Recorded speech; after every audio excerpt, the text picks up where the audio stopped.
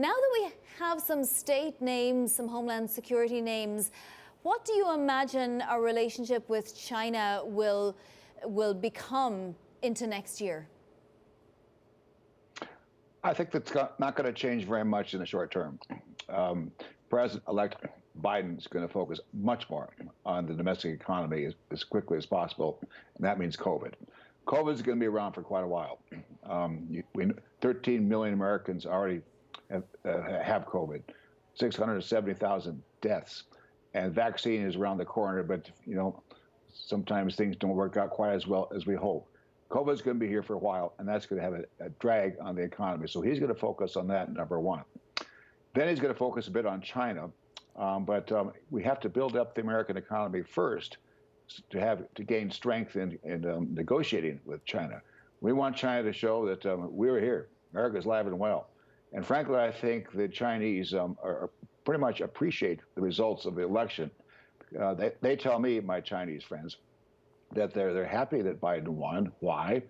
Because they want to work with an administration that conducts foreign policy, not by tweets, not the Twitter accounts, but rather through the usual processes, and our President Biden, who's very firm, is very clear-eyed, and is not going to be duplicitous. He'll deal with them. My Chinese friends also tell me that they think a Biden victory will help the causes of reform in China. The reformers' hands are now strengthened a bit. Under Trump, the hawks' hands were strengthened in China because U.S. Policymakers, some senators and some others in the administration were so critical of China that strengthened the hands of the hawks. So Biden will wait a bit. He'll be solid. He has a terrific Secretary of State, Tony Blinken. We'll see who the rest of his team is in the State Department. We'll see who he appoints as Defense Secretary. But I've spoken to Joe a lot. I know him very well. I've known Joe for 40 years. We served together in the Senate. He's a very decent man, but a very strong man. Ambassador, the first part of that answer was about the focus on the domestic economy. And I'm curious about the devil's in the details within stimulus. Is D.C. ready to hear the fact that PPP is great, but it's not really working? Small businesses are saying they don't need more debt. They don't need more cheap loans. They literally need revenue or grant forgiveness. Is that something that D.C. is willing to hear at this moment? I think that there are a lot of moving parts.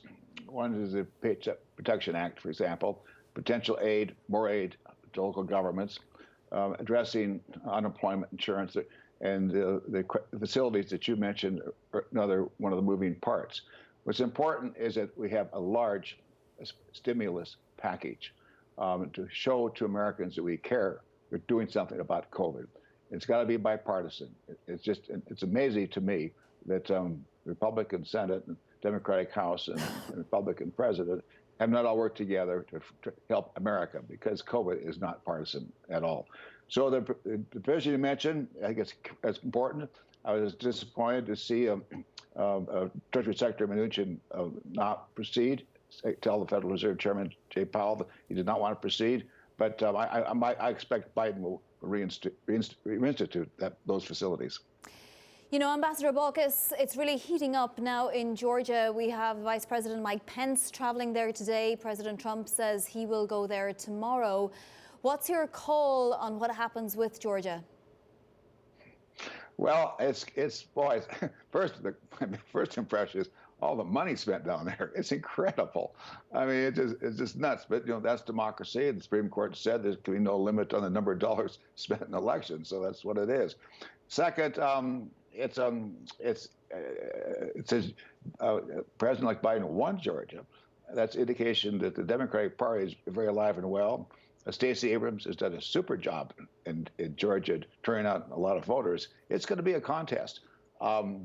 Usually, on off elections, the Republican Party does a little bit better. The Republican Party is very energized. You've seen the reports, and I know that Mitch McConnell will move heaven and earth, do whatever he can to maintain control of the U.S. Senate. So we'll see. It's going to be a real contest. On that note, we were starting off this conversation about China. We think to further adversaries like Iran as well. Are our allies willing to be just as tough on China, on Iran as well? if we think that the approach is to work with allies versus going it alone? Well, it's first important to remember that every country is most concerned about itself, not about another country, but its own country. Let's take some Southeast Asian countries, Australia, Vietnam, for example. Because they're much closer geographically to China, they're much more sensitive to China's entreaties. And so the United States asked those countries to do something not in China's best interest. They're going to sit back a little bit and take our request with a few grains of salt. When I was serving as ambassador to China, the ambassadors of those countries would say to me, we Americans have to pass the Trans-Pacific Partnership. Why, I'd ask? Well, the answer is very simple. I said, because we want to play you off against China. If you're here in the region with Trans-Pacific Partnership, then it better enables us to play China off against you. But when you leave, as you have left, it makes it more difficult for us. So, and add to that, there are different countries with different alliances toward the United States. One is the so-called Five Eyes, those English-speaking countries, Australia, New Zealand, Canada, Britain, U.S. There'll be greater allegiance there. But there's a huge battle going on today in Australia, to the degree to which Australia should snub its nose at China or work with China.